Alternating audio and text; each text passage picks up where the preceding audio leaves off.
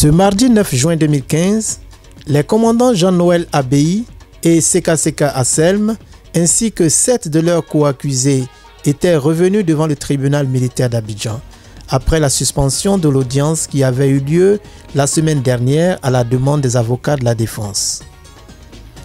La Cour a rendu ce jour du 9 juin 2015 une décision contraire aux attentes des accusés, provoquant de ce fait la déception de Maître Goïbi, représentant les intérêts des prévenus. La Cour a en effet déclaré irrecevables les exceptions d'irrégularité de sa saisine et de nullité des actes antérieurs à la procédure.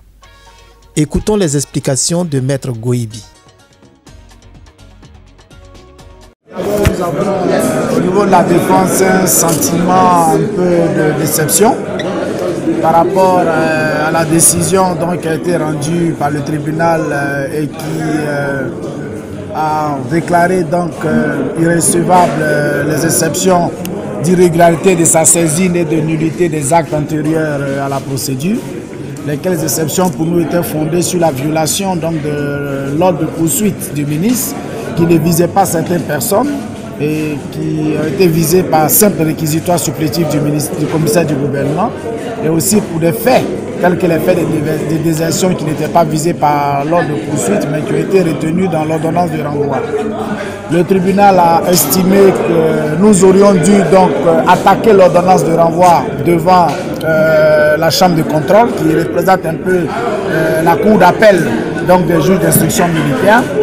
Mais nous disons que bien que respectant cette décision, c'est une décision du tribunal, la loi nous donne la possibilité donc de nous pouvoir en cassation.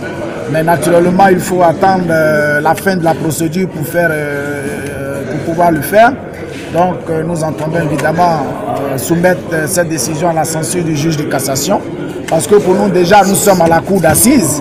Et quand on parle de la cour d'assises, on parle d'une juridiction d'une cour qui a plénitude de juridiction. Vous estimez, vous constatez avec moi que le président est en rouge. Et ça veut dire que ce n'est pas un tribunal ordinaire chargé de juger des délits.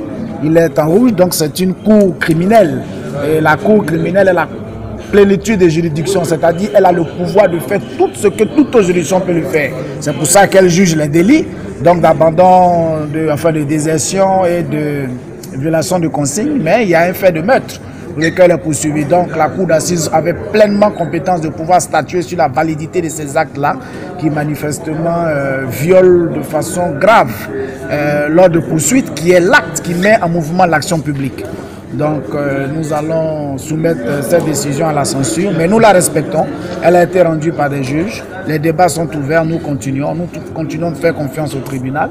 Pour la suite des débats, nous sommes sur le fond. Nous venons d'entendre notre client qui, sans difficulté, on a vu Abéhi Jean-Noël s'est défendu. Il a expliqué que son ralliement a été le ralliement le plus spectaculaire, si on peut s'exprimer ainsi, parce que cela a été fait en présence du Premier ministre Jean Konan Banny, du Premier ministre Soro Guillaume, ministre de la Défense, dans les locaux abritant les bureaux du Premier ministre Soro Guillaume, ministre de la Défense de l'époque. Cela a été largement diffusé. En sus de cela, le général Kassaraté, au nom de la gendarmerie nationale, a fait allégeance donc pour toute l'armée, pour toute la gendarmerie nationale. Donc aujourd'hui, il a expliqué qu'en aucun moment on pourrait lui reprocher ce fait-là. Bon, on a attendu que l'accusation portée par le commissaire de gouvernement nous apporte des preuves de ce qu'il ne se serait pas rallié pour telle ou telle raison. Malheureusement, on n'a rien reçu. On a plutôt entendu dire qu'il a sorti des choses qu'il n'avait pas dit à son audition et que cela était curieux. Mais écoutez, ce n'est pas à nous d'apporter les preuves de notre innocence, c'est plutôt le contraire. Ça veut d'apporter les preuves de l'accusation. Quant à la désertion, il a expliqué ce que vous savez, c'était sous la contrainte, sous la menace. Et aujourd'hui, nul n'est censé ignorer que Abéhi, Seka ou bien Konan Boniface étaient les stars de notre armée, qu'on disait les plus proches et les irréductibles. C'est comme ça on le dit du président Laurent Gbagbo. Donc pour cela seul, il est clair que ceux-ci ne pouvaient pas se balader, je vais dire librement dans les villes d'Abidjan, surtout en cette période. On ne peut pas se cacher cela. Il a expliqué les menaces que ses enfants ont subies. Il a expliqué sa femme qui a été à 3 reprises visitée dans son établissement par des escadrons militaires.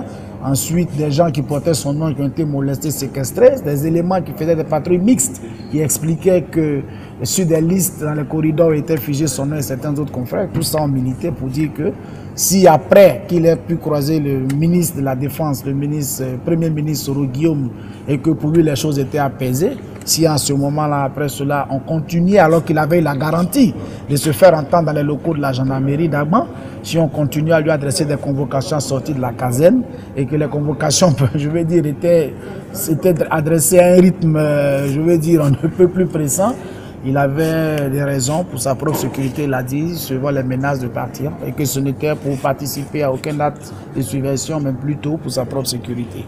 Alors, je pense que les débats ont été faits dans un temps, je veux dire, de courtoisie.